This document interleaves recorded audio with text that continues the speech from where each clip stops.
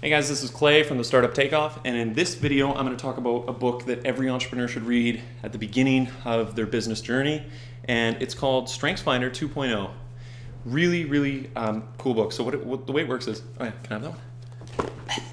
So the way it works is you read the book, or you read the beginning of the book, and then you rip out the code, and you go online and you take a test, and it's a psychology test, and the creators of it have surveyed over 10 million people. They have an enormous amount of data, and it profiles you. It's built around, it's interested in your work competencies, and it profiles you among these 10 million points of data, and it shows you what your best strengths are, your top 5 strengths. And I did this, Drew did this, Amy did this as well, because we work together as a core unit really closely. And it's important to know your strengths really well, because that's what you need to build on. Don't focus on your weaknesses. There's a tendency to focus on your weaknesses. Your weaknesses get blown up, and that's where all the problems are. Your strengths, that's just, things run smoothly. So there's a tendency to focus on your weaknesses, and it's a terrible thing to do in business. You have no leverage if you do that, and it's also a terrible thing to do with your coworkers, because if you focus on their weaknesses, you undermine them, it's horrible, you're not going to get strong performance out of it. It's just bad. So focus on your strengths, and in an organization, staff for what you're not good at, and then build it so you can render everybody's weaknesses irrelevant.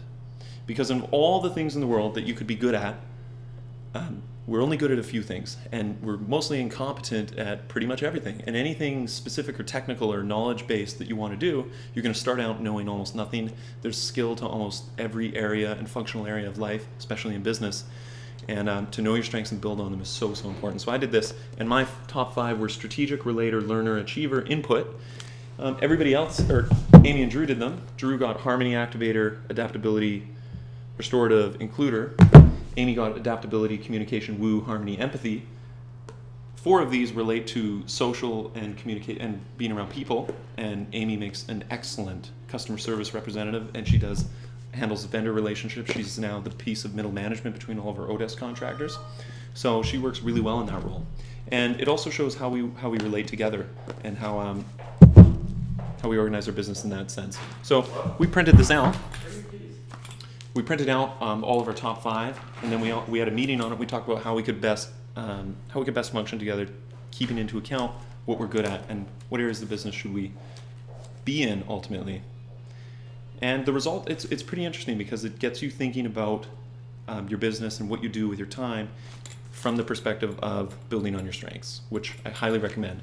Invest in your strengths, invest in your skills around your strengths, and they will reward you finally in business. So until next time, I'm out.